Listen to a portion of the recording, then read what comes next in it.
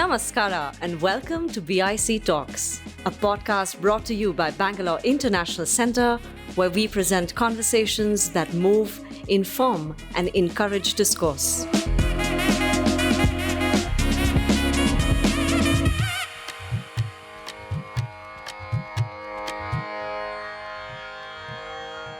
We'll begin with introducing a panel. I'm super excited to get started on discussing the book as well. So firstly, we have Divya.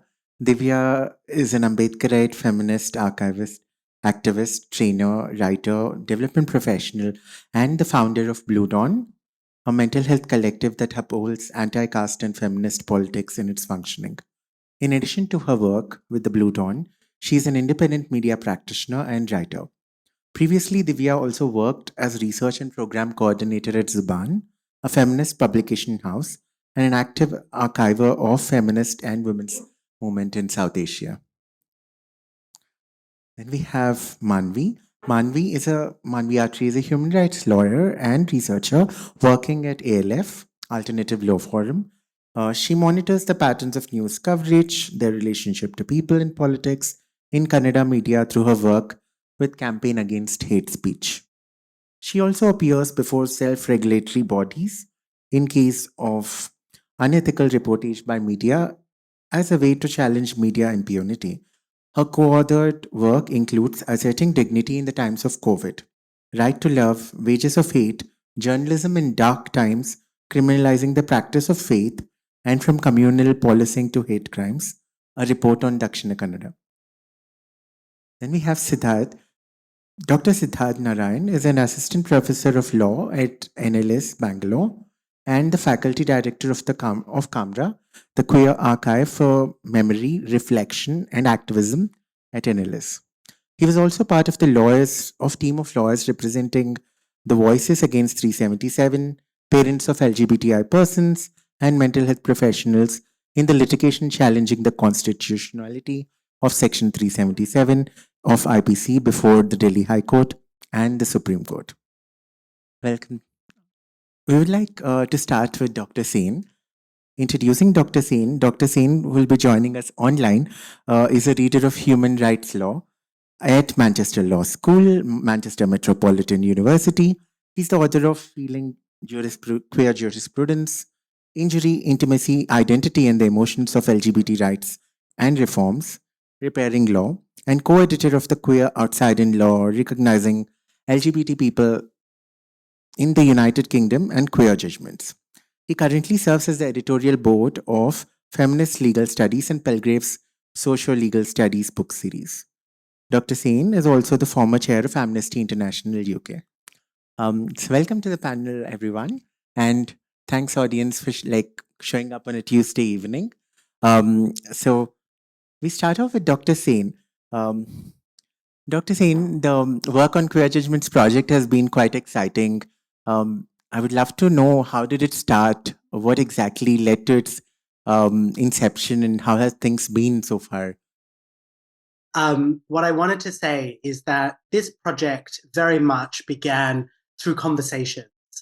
So conversations between the co-editors. I'll hold up a copy of my book right here, our book, I should say, so people can have a look. So the book very much emerged as a kind of series of conversations between myself, Nuno, and Marika, who are the co-editors. And this was during COVID. So we were meeting online, and we thought, here we are all sat on our kitchen tables or within our homes, having conversations around queerness, around justice, and our work as legal scholars, as activists. And we wanted to kind of think about what it might mean to curate a Queer Judgments project. And at that stage, we didn't have any fixed ideas about what that might look like. What we wanted to do was create space for conversation. So we sent out an open call, invited people we knew were interested in these conversations, and curated a series of online workshops, which you may remember. And we had people from various parts of the world join us to talk about what it means to queer law. Because, of course, for those of us who are engaged in this kind of work, we know that the law is a system of rules, regulations, and norms And of course, queerness is also about the dematerializing of categories, of identities, embracing fluidity, disruption. So how do we bring these two seemingly oppositional ideas together? And, we wanted to create a kind of conversation where we could hold on to some of these tensions and to encourage people to reflect in their own cultural context, in their own countries, around what it might mean to queer judgments that are of relevance to the communities in which they're a part of. And so over those conversations that we had, this was back in 2021, people started kind of sharing their own reflections about particular judgments that they wanted to kind of recreate, reimagine, and rewrite from a queer perspective. And so one of the things that was really wonderful about the project is how organic it was in allowing people the opportunity to craft and draft judgments in a way that felt authentic to themselves and potentially to the communities in which they were working in. So we didn't have particular prescriptions for this project. So we began very much with this idea of an edited collection, which I was just holding up a moment ago. And if you pick up that edited collection, and it's available to download on a pay-what-you-feel basis on the Counterpress website, you'll find that each of those 26 judgments that Raju mentioned at the start, explores a whole range of different legal terrains. We have conversations and legal judgments relating to healthcare, relating to legal recognition of trans people. We have judgments relating to migration and asylum. Judgments relating to the decriminalization of homosexuality and other types of queer or non-normative sexual practices. And each of the authors of those judgments have taken a very different approach because the kind of country, the language, the culture in which they're working in is quite different. And so this this collection of judgments in many ways is quite eclectic, if you like. It reflects that people writing queer judgments don't necessarily all subscribe to the same idea about what queerness might mean or look like. For example, we have judgments in the collection that reflect on how you can use a queer lens to address noise pollution and privacy or cultural heritage in the context of conflict. So we have judgments that do not just deal with the lives of LGBTQIA plus people, we also have judgments that are more broad in their scope and ambition. And I think what's really exciting about a project like this is that, when it began, it was very much a kind of organic space of conversation, of thinking together, collaborating together. And so we have started with this edited collection, which is really wonderful. So, again, just highly recommend people download the book if they're not able to get it in print, and to have a look through a number of these judgments and the different ways these writers, activists, authors speak to questions about queerness, about justice, about what equality and dignity and recognition might feel and look like in different cultural contexts. And I also just want to emphasize that this is not the end of the project. We're very much an open project. So we're moving now into thinking more creatively about how we translate some of these queer judgments or new judgments into non-textual mediums. So we're thinking here about performance, spoken word, thinking about body movement and dance. So how might we take judgments and reimagine and recreate them in a kind of more embodied way? And so we're really keen to continue these conversations and to kind of build on where we started with these initial conversations and with this edited collection. So yeah, I mean, there's so much more I can go into, but that's really just kind of starting point and overview of this project and where we're at now. Thanks so much, Dr. Sen.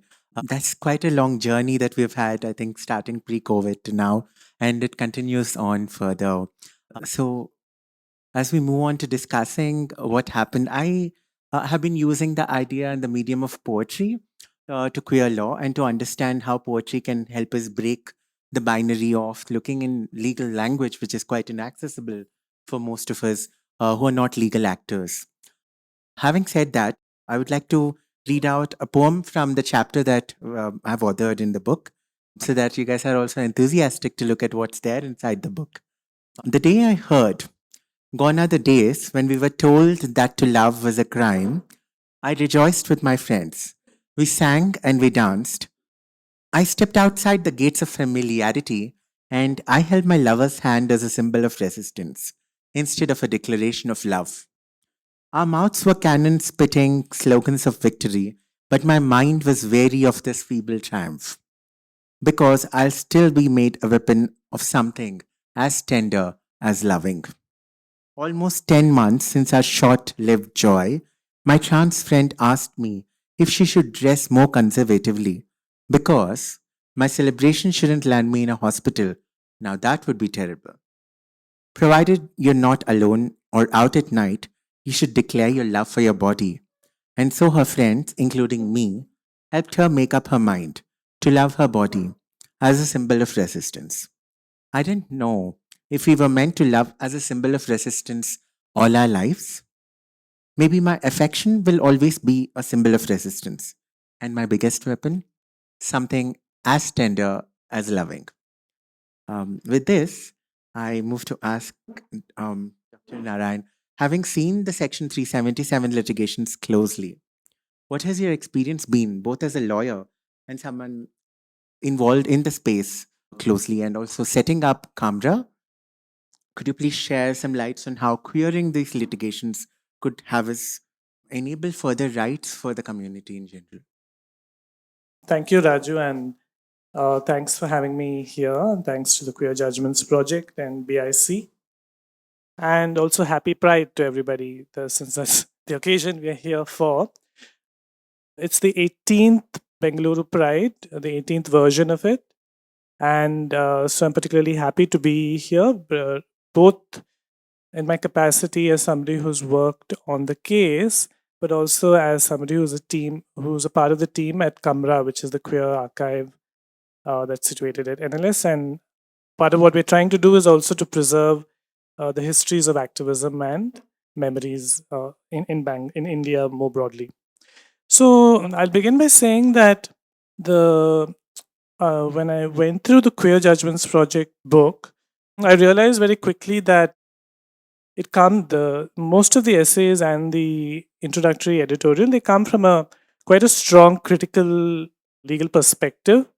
And broadly, I would describe their approach as being quite suspicious and critical of the law, and perhaps just engaging with it tactically. And in a sense, many of the contributors, as the editors point out, seem come from a perspective where they see the law as mostly a repressive tool, and therefore quite critical of its potentiality, right? And here I just want to stay right up front that I come from a very different background and perspective, just in terms of my engagement with the law. It is much more invested. Have been much more invested in legal reform, in the ability of the law to change, to change lives for the community, and a much more optimistic view, I would say, overall of the transformative potential of the law. But having said that, I think the book really provides us a chance to ask those important questions. Given that we have come quite a long way, and the gains that we have made, what are the limitations? In a sense, are there limitations? And at the ground level, what are the kinds of advances and strategies that we probably need to think of, especially if we think about the queer community as being more dispersed and varied, based on class, caste, and other kinds of intersectional approaches. That's been my main. I think that's what I would really say is one of the biggest takeaways from reading the chapter that you have co-authored, as well as the introduction and the general outlook of the book itself. And very quickly, just to go back to some of the journey that has been around 377, right? I think while reading this, there's one or two things that really came to mind. So I'll just flag one or two now, and so that you can get on to the other speakers as well. But perhaps my question would be perhaps also to think about, while it's important to be critical of the potentiality of the law, right? What does it actually mean to be decolonial, to do decolonial work or critical legal work today in the context of the current political and social context that we live in. And where I for instance would take the view that it's very, very important, even important, essential to be engaging with law and legal reform. If we want to be truly intersection, really, we have to engage with law and legal reform. We have to engage with issues right from personal liberty, curbing state arbitrary power, rights of minorities, and that cannot be done with such a distance from the law. I think it needs a much more enthusiastic way and approach. Is that how I would see? So that would be actually one of the questions that I would pose after reading this. But for instance, just to read from the introduction, the editors ask the question: what freedoms does, for instance, Navtej enable, and which still elude its ambit, right? And the point that is being made is that mere decriminalization is not enough unless one really talks about the consequences of discrimination in lived experiences, and that's a point that I really would take seriously. And here, for instance, Raju and his co-authors have made the point that just issues that range from housing for queer people to mental health to these kind of intersectional viewpoints on queer issues need to be taken seriously. And how do we there how what kind of impact has Navtej, for instance, had on different sections of society?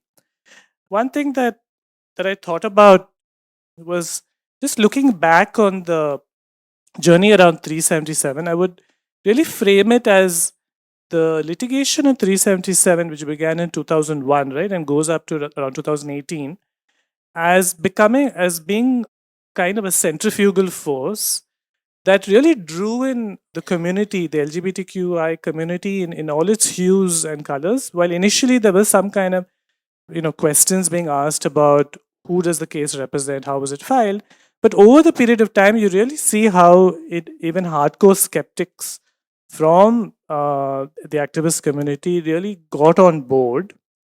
And how could they really not, when we heard the judges in 2013 describe us as a minuscule minority who they did not need to protect legally, when we saw parents of diverse LGBTQI persons talk about the destructive impact of the law on their children's lives, when mental health professionals argued for the scientific basis that homosexuality was not a disease and the harmful impact that it had on the community, or when academics and teachers highlighted the negative impact of 377 on the lives of their students. Right? And this is something I think has changed now, post Navtej and maybe even leading up to Navtej. I think this unity has perhaps gone past its need, maybe, and dispersed, and maybe that's how movements do move. And there has been now a kind of a divergence in the way that different people see where their interests lie, right? And here, I think also the one of the questions that we're faced with is even very fundamental questions like how the politics, the political views of persons within the LGBTQI community, they really vary in terms of color, from pink to saffron to I don't know, across the rainbow. But they've split.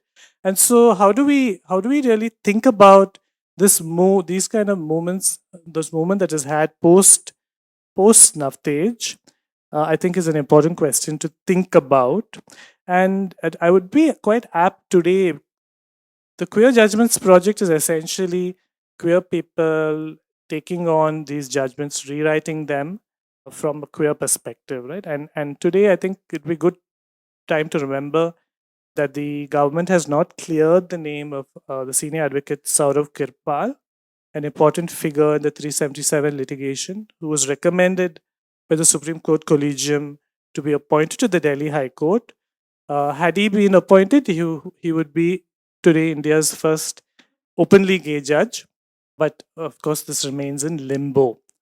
Also, I thought interesting was the contribution of two NLS graduates, Malhar and Sal, who have co-authored. I'm not sure if any of them is here.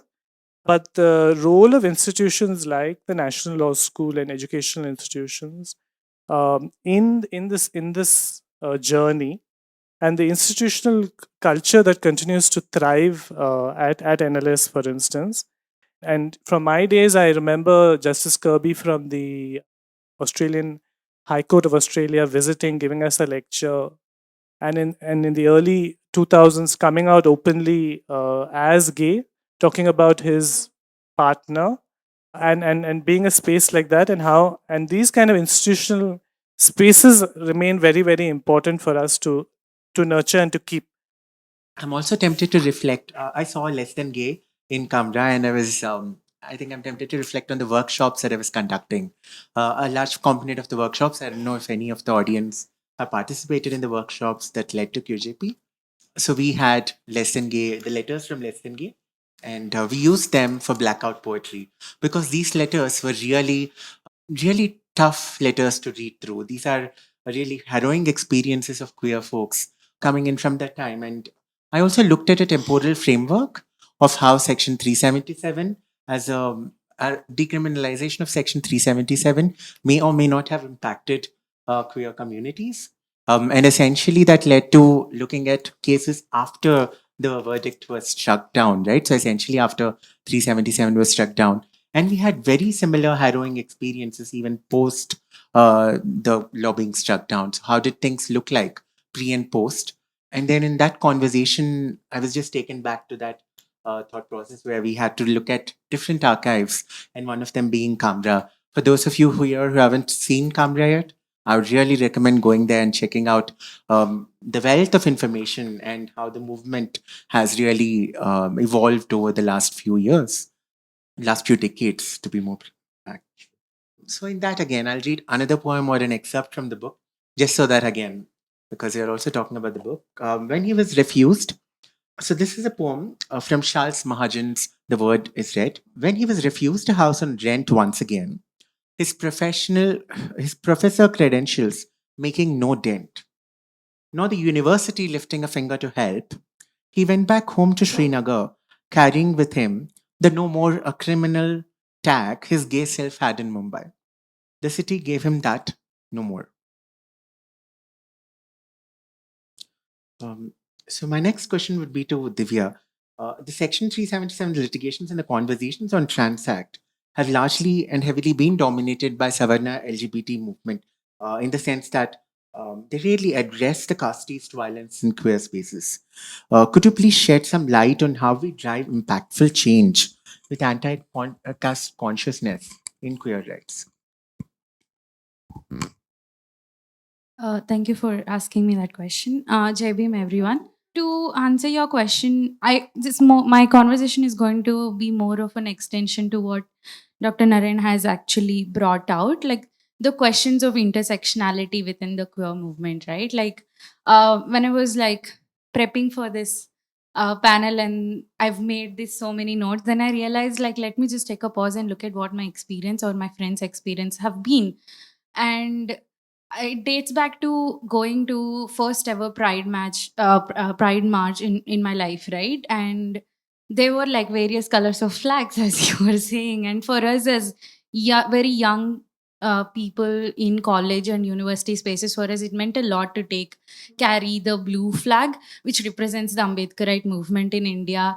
And it went really well. Like there were slogans of, there was Satrangi Salam, there was also Jai Bhim, right?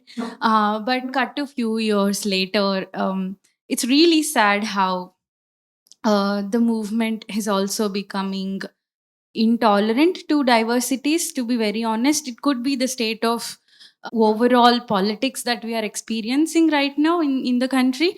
But like very recent experience has been in a very big metropolitan city during the Pride March. So many Dalit, Adivasi, Bahujan, queer individuals have been told that they cannot bring the blue color flag, then they cannot give the slogans that are related to Ambedkarite movement. And then there is this question of, then am I under this umbrella or not? Like, do I belong here? Because people do not come just as queer individuals, they also come with their multitudes of identities, right? You are a queer individual, but you are also a queer individual who comes from a Dalit community, who comes from an Adivasi community, right? And does and that matters, right? And the questions, when people from these movements ask these questions, like one of the, I mean, another memory has been that in a room where you are discussing queer rights, which are like, again, like everyone has been talking about how law in itself has been so regressive towards individual coming from LGBTQ communities. In that, again, when you talk about caste, there is this immediate response that you get is that, oh, you are dividing the movement. But are you really dividing the movement is the question, because how are we talking about, we what, like, if you are carrying certain values that are saying that we have to be anti prejudice, like, you know, we have to be anti discrimination, or we have to let go of certain hegemony of ideas that have been imposed on us, then how are we easily saying that the moment someone raises a caste question, the moment someone raises a question about ethnicity, you're immediately dividing the movement, right? And then there is a discomfort within the room. But then I have also come to realize that it's okay to let the discomfort sit in, and it's okay that all of us should, it's okay for us, all of us, to experience that discomfort collectively and not to agree with each other, as long as there is no harm, right? Because that is how a movement grows. And I really, really believe in cross movement solidarities that need to exist, because again, as I said, people do not live with linear identities. We are all like, we have multitudes of identities. This also reminds me of, like, again, I was reading about the judgment in itself and what happened aftermath of that. Like, one of the things that really recently happened a month ago that saddens me is to see how there have been physical assault, like actions of physical assault, or like a threat through legal frameworks to activists coming from Dalit communities, asking for horizontal reservations, for example, under the Trans Act, right? Because there is this whole conversation again about vertical reservation and then horizontal reservation. And the very fact that people have been demanding for horizontal reservation is because that there are trans individuals, and then there are trans individuals who come from SC/ST OBC communities, and none of their realities are same. And people need affirmative actions, especially if you're coming from certain communities. And again, like, this happened just a month ago, where activists like Grace Banu and Yashika have been like attacked, and law was something that was used very prominently against them, and they've been booked under a case. Um, for me, like, just to cover the second part of your question, also, like, how do we bring this anti-caste consciousness into the question of law and queerness, is also to accept the fact that these differences exist, right? Like, I really love what Audre Lorde says. Like, she talks about how there is no liberation without community, but community does not mean shedding off our differences, nor the pathetic pretense that these differences do not exist. And I think that's so simple. Like, you're just, it's that simple, but it has been so difficult for us to actually implement that in our movement spaces. I also come from more of an activist background, so I'm not talking more about law per se. But again, like, for me as an outsider from the law spaces, also, it's important to see that a logic as simple as this, why is it so difficult to implement? And then the question that it is difficult to implement because, despite the fact that we all believe in believe in equity and believing in um, uh, what do you say, like, you know, having equitable society for everyone, at the end of the day, because we live in a country that social fabric is designed by caste system, all of us are unable to come out of our immediate identities of that, right? Like, for me, like, it doesn't matter if you are a very big LGBT rights activist who is making a difference in the country, but you're going back home and keeping separate utensils for your domestic worker.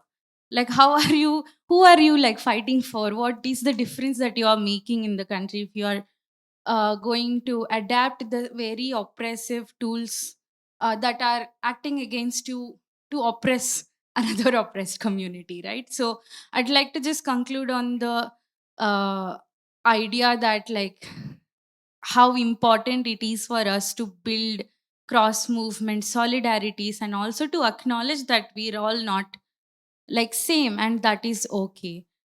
Thanks so much for sharing these thoughts. Essentially, I think when we look at anti-caste action, and I think there's been a lot of conversation with Grace Panu's recent um, incarceration and the fact that law was used again, and how do we work with law as a tool to drive anti-caste conversations again?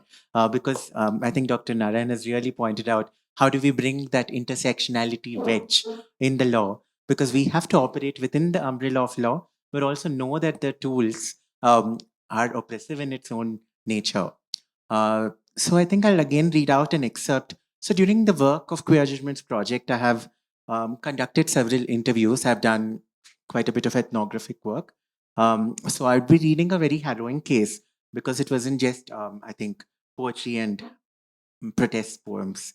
Um, in another conversation with a Dalit gay man working in the IT and ITES sector from Bengaluru, who spoke candidly about workplace harassment faced by him before and after the reading down of Section 377, shared that despite legal frameworks, workplace hierarchy and institutional savarna entitlements make it structurally impossible to seek a legal recourse without facing pushback, and make it, especially when the complainant is relatively new to the workplace or industry.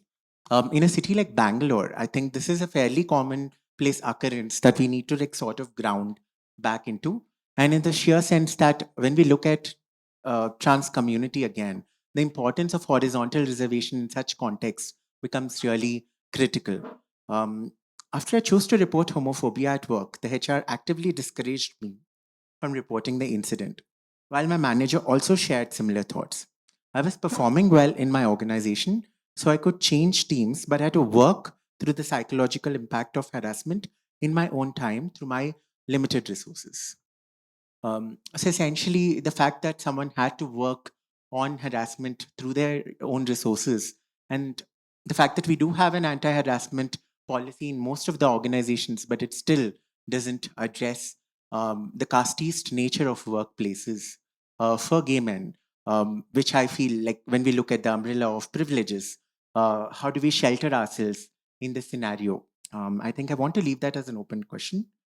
Um, and then we move to the next question. Um, and before that, again, I'll just read another poem. If you prick us, do we not bleed? If you tickle us, do we not laugh? If you poison us, do we not die? And if you wrong us, do we not seek revenge? Um, and then, because both me and Divya are Telugu speakers, I wanted to read a Telugu poem, or rather a Telugu reference. Queer is the Tedagadu, the strange gender sexual variant who brings destruction to the family, who every Telugu parent wants their child not to be. Queer is the end of structure and the resistance to epistemological violence. This is written by Chand from the collection The World That Belongs to Us, which we've used in the workshops as well. Um, I think with that, I move to the next question to Manvi. Manvi, the administration of rights, the jurisdictions, and lived realities of those who fight for these rights, with the historic precedent of Criminal Tribes Act, has been largely grounded in different realities. Can you shed some light on the nature of cases that have been brought to ALF by queer communities, and how did it look like pre and post 377? I know Raju's question is very pointed to look at pre and post and the changes of 377. But like as Siddharth started, I think as a human rights lawyer, who's been in an organization that's worked so closely with the community, I sort of feel compelled to start with a little bit of a perspective in terms of the possibilities within the law and the limitation of only a past oriented perspective, right? So if you look at the conversations that are happening around queer rights today, or the assertion of queer rights today, for very valid reasons, I understand, for the struggles that have happened over the last 3 decades and more, some documented, some undocumented. The conversation is critically happening of the past, which will definitely inspire us to look at the future and will inspire us to look at the present as well. And for that, I want to bring that conversation back to the present and to the future. Because I do think often in the telling and retelling of histories, there's a tendency to get stuck with the past without really grappling with the present context of where we are at today. So I want to start speaking about what I think and I personally feel are the infinite possibilities within the legal framework today. I know this is contrary to how possibly the Queer Judgment Project sees it, and it's possibly contrary to many of your experiences. But the reason I'm saying this is because if you look at the constitutional framework and if you look at the landmark judgments that have come in the last 3 decades, right now, if I want to start by reading just one small excerpt of the Navtej Singh Johar judgment, which is the portion by Justice Indu Malhotra, who says, "History owes an apology to the members of this community and their families for the delay in providing redressal for the ignominy and the ostracism that they have suffered through centuries."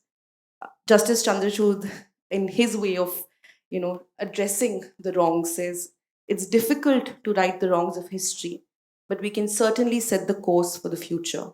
That we can do by saying, as I propose to say in this case, that lesbians, gays, bisexuals, and transgenders have a constitutional right to equal citizenship in all its manifestations."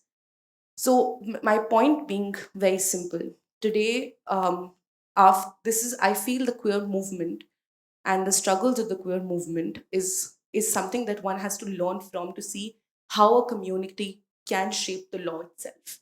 So in what I have understood with all the work that I've had a chance to do with people like Rumi, Sunil, Arvind, Siddharth, with all of these people that I've had a chance to do work with, it's very clear to me that at every point in time, whenever a court was being approached or whenever a law was being understood, people were being worked, communities were being worked with. And this is an instance that Arvind often goes back to, which is that how in the 377 litigation, affidavits of descriptions of violence or different kinds of violence were submitted before the Supreme Court.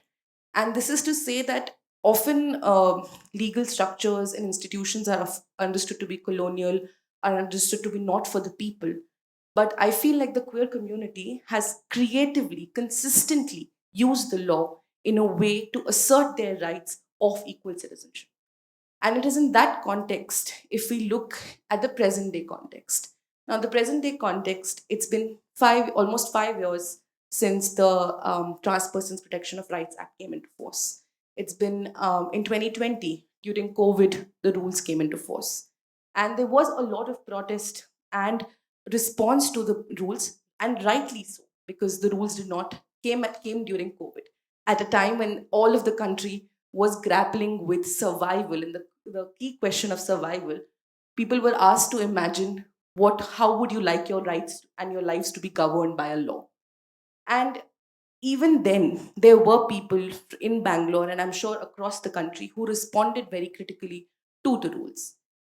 But what has happened after that, right? If you just trace the jurisprudence after that, you see there are 5 aspects of a life of a person that the judgments and the law very crucially answers. So when you look at the question of education, when you look at the question of employment, when you look at the question of housing, when you look at the question of health, and you look at the question of partnership rights. Now, when you look at these bunch of rights that are there, that each citizen and each person in this country should have in terms of leading a dignified life, you see the judgments which are Navtej Singh Johar, Nalsa, and Nas provide a kind of framework for us to be able to articulate these rights. So when it comes to education in Karnataka, recently in the Karnataka High Court passed a judgment where in the interim where reservation was being debated and decided with respect to NLSIU, 0.5% reservation was to be given to a trans student who had approached the High Court. Similarly, in the question of employment, Karnataka is the first state to have granted 1% horizontal reservations to people in all public employment, trans people in all public employment. Now, if you look at the question of health, right? This is something that I want to ask of all of you. I want you all to look at the Trans Persons Act, which is just literally 10 pages over here, right? If you look at the act, it's 8 pages, not even 10. I'm stand corrected. And in the act, if you look at it, the specific clauses in the way it's drafted, the critique exists, yes, the political time in which it happens, the voices that were excluded, the way in which self identification has been undermined by saying that it has to be, signed off by a chief medical officer. All of those critiques, along with looking at the way in which clauses for prohibition against discrimination, obligation to educational institutions, to inclusive education, to trans persons, to the extent of even specifically looking at housing, right? So even in a public place, the law prohibits it just and prevents from violence of any kind when it comes to trans people. And the reason I'm giving these instances, and I'll move on to the next part, which is the partnerships, right, which I want to speak a little bit more in detail, is that to say that yes, the experiences of violations of human rights of each individual from the community, whichever are being reflected and I've spoken about in this project, are true. But it is also to say that there is a way to fight for a better reality, and the law can give us only a direction to fight for that better reality. But the queer movement is the movement that has shown us that the assertion of this better reality, the political direction for this better reality, how do we get there? How do we protest? Do we not protest? What do we protest about? How much do we protest? How do we strike? How do we demand for the implementation of the trans policy of 2017, right? We say this is a friendly government, quote unquote, but have we done that? So the question of political direction, at the end of it, it's what the community and people from different intersections can bring to be able to articulate the way forward. And I want to talk about the partnership rights in the context of, I know that many people over here who have followed the marriage equality judgment and how it was live telecasted on all of our televisions about what was happening there, and there was a lot of disappointment about what happened after it, and how the right to marriage equality at this point in time, by way of looking at law, in terms of reading into the law, was not granted. But I do feel that's an oversimplification. And the reason I say that is that when we read the judgment and we were looking at in the dissent and in the minority opinions, what is the law, what is the judgment really doing? It's what we can possibly articulate to be an incremental approach, right? Where you fight for every inch. For example, after the marriage equality judgment came, right, you had 5 GOs that was issued by different ministries. First one being about that there can be no police cannot force queer individuals to go back to their natal families. If they come and complain of violence, they can't be forced to go back to their families. First, then there was a GO issuing saying that queer persons have a right to meet their partners in prison, right?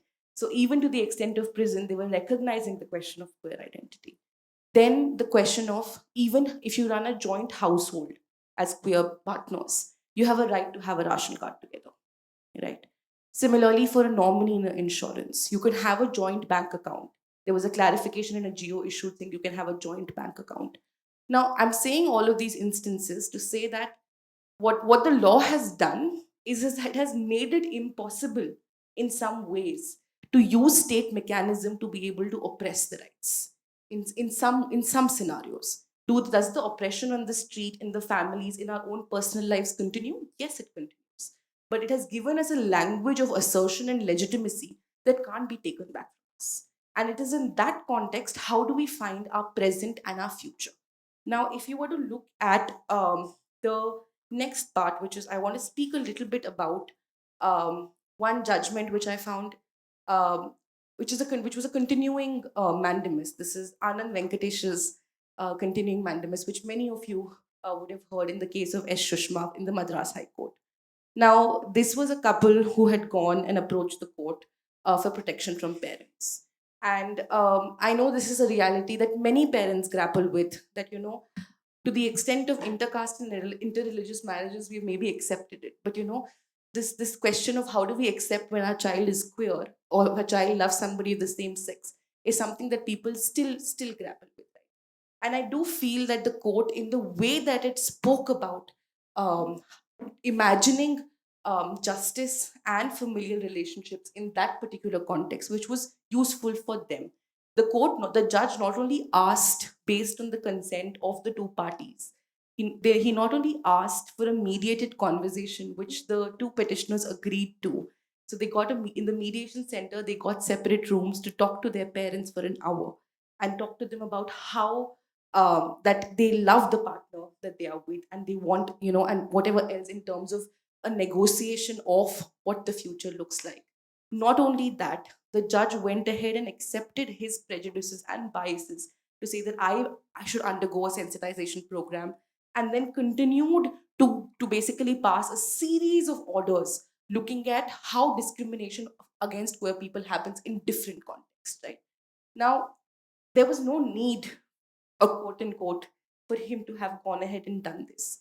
But what does this really bring us back to? What does this bring us back to? That there have also been cases where the judiciary has acted homophobic. There is no doubt about that. There has also been cases where a lawyer who was supposed to be elevated to a judgeship has not been elevated. But I'm saying that in the present context, with the kind of facts that we have before us, is there a way in which we can imagine the language of justice to include socio-political and economic justice? Legal and the law is only a part of it. The question of recognition, the question of identity, the question of what the law says is a part of it. I do believe that there is the question of justice as you find it in the preamble, as you find it in the constitution, as you find the values embodied throughout the constitution, whether it's in the DPSPs in terms of redistribution, all of these aspects, right? Is there a way for us, for all of us, to think about identities that we carry within ourselves and the multitudes that we carry within ourselves a little bit more critically? Can we dialogue with the fact that, okay, I come from a certain class, but I come from a certain caste, but I come from a rural context, but I maybe also come from having received an English education. Can I negotiate all of these questions? And at a time when the realization, I feel, also to the human rights movement has come about the intersectionalities of identities, and this has not just come to the human rights movement but to all of us. It's a question that I'm thinking for myself, and I would love to hear from the authors that what does it mean to look at a singularity of the identity as a primary identity, right? Because i don't I don't know as a lawyer what that does for the language of justice.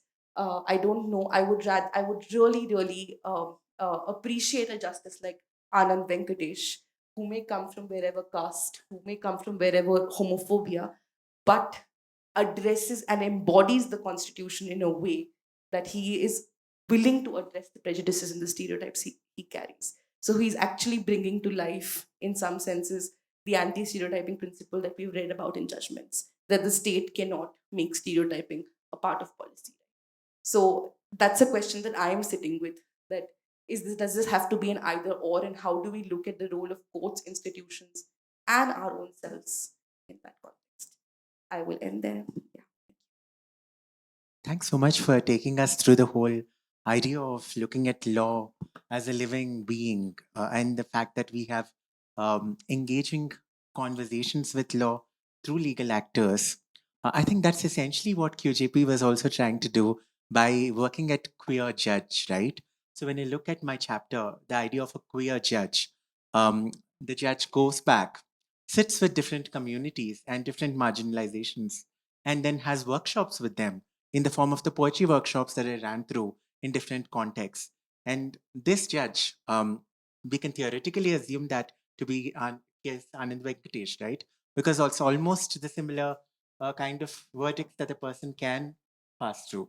So the idea of breaking the binary of thought, in the sense there's no either or, but we work through the system and work against it at the same time. I think that's really important and critical, and to reflect on it with questions rather than answers. The fact that there are a lot of questions and there are a lot of issues that a judge would definitely be bringing, owing to the power and the oppressor structures that they inherently subscribe from, but also breaking the oppression in some form. Going back to my favorite poet, and I think Divya was mentioning it earlier, Audre Lorde's words, in the sense that we have to work with the tools of our oppressor, but how do we use them to break the oppressor's home in some scenario? So how do we get to that point and have conversations? I think essentially, thanks for summing up the entire work that ALF has been doing. And I'm sure all of us in this room, most of us who are celebrating Pride today, would really be grateful to the entire changes that the system has been influenced through different organizations like ALF. I'm sure, when we look at the lesbian couple who were adjudicated and offered justice, during my work in crisis intervention, I remember remembering hearing a case of harrowing, violence faced by lesbian women who have just relocated to Hyderabad and then trying to find safety in different rules. And now we have the Madras verdict. But what was the situation before? I think, as we have all just heard, we have been creatively trying to fight and find ways in which we can weasel out or find information in some way or the other. And that work can only be done when we start querying law, when we start looking at law not just as a monolithic entity, but also in the sense that each of us come with multitudes of identities, and we are willing to also extend ourselves in the sense that, like looking at our ableist lens, if you're ableist, and looking at our Savarna gaze and trying to work on it. Because you can't really practice your caste and expect queerness to work through somehow. That doesn't operate in the same line. So I think that basic common line of thought is what each of us need to work on currently. With that, I leave you all with a lot more questions. But then I also want to hear from Dr. Sen, who's been with us virtually for so long. Dr. Sen, we have been working on this project for so long. What are the next steps that you see for Queer Judgments project? Thank you so much, Raju, and thank you everyone for your really thoughtful and powerful reflections. I think what this conversation is really speaking to is just how much Queer Judgments is an activist as well as legal project. How much it really resonates with those of us who are queer and trans and have different identities. Speaking about intersectionality, of course, that's something that's also really significant to the work that we've been trying to do. And I think this is where perhaps I always say that kind of Queer Judgments is an exercise in failure. And I don't mean that in a necessarily negative way. I mean that in a sense of productivity, as we were just talking about, as other contributors were just sharing. Judgments do not always deliver everything that they promise, but they do offer openings and they do offer opportunities to think politically, economically, in terms of education, in terms of social and religious reform, in terms of dialogue. And so I often think that that is one of the greatest strengths of doing something like a Queer Judgments project, is because it always accepts failure as a necessary condition of its exercise.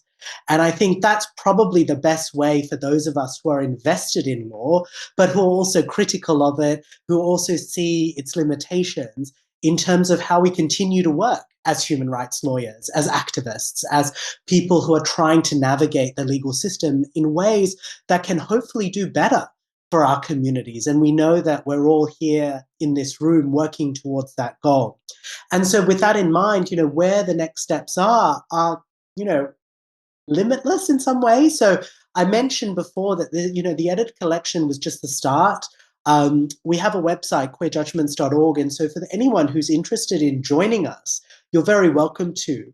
In terms of the next steps, we're looking at doing a kind of a series of special issue journals that kind of explore queer judgment writing in a more critical, activist and kind of political orientations. But also we're looking at creative elements of queer judgment. So as Raju mentioned in their work, how do we imagine ourselves as queer judges working with communities, right? And kind of, for example, how might we partner as a queer judge with people in order to better understand their lives and experiences, in order for us to narrate a judgment that is more honoring, for example, of certain people's voices and experiences. And so that is another part of the queer judgments work that I'm particularly excited about, is how we work in these kind of activist and creative spaces and legal spaces, of course, in order to reimagine the very form of a judgment. And we see that happening already all over the world in different ways. The idea of what a legal judgment is changing. Who a judgment is speaking to is changing. There is very much an awareness now that, judgments aren't just to be printed into law books, to be put on shelves in dusty corners, to only be read by, barristers and, aspiring lawyers and law students. But actually, given the kind of highly digital world we live in, we know that, judgments circulate at whip speed around the world for millions and millions of people to kind of pour over to talk about. We only need to look at the last few years as indications of that. I mean, Section 377 is a good example of how that litigation had kind of global reach very quickly because people were pouring over that decision. And unsurprisingly, judges are going to be aware of that. So in so many ways, we have an opportunity now to think carefully and creatively about how we might change the form of judgments or work with judges and others to reimagine what judgments might mean and look like, particularly in a current world, which I think many of us are hyper aware of, where speaking of queer and trans is to be the subject of hostility and enormous scrutiny.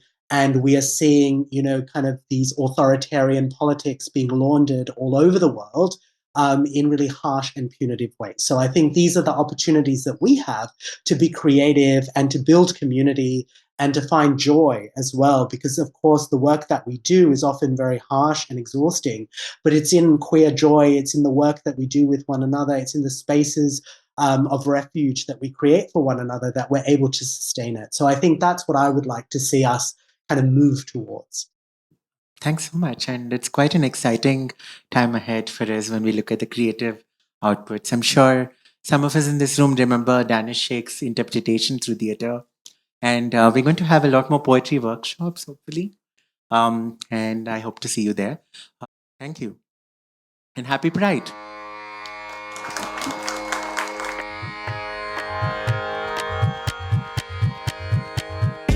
You have been listening to BIC Talks by Bangalore International Centre. If you liked what you heard, do follow us on social media. Keep up with our programming by signing up for our mailer on the website or leave us a review on Apple Podcast or iTunes. The crew that makes these podcasts possible is S. Sarvana Raj and Ranjit Kumar on sound supervision and production. Artwork is designed by Chandani Venkataraman of Crisscross Design Studio. Don't forget to subscribe to our channel on your favorite podcast platform. It can also be accessed on our website, bangaloreinternationalcentre.org. This is Sunaina Jain signing off on behalf of everyone at BIC.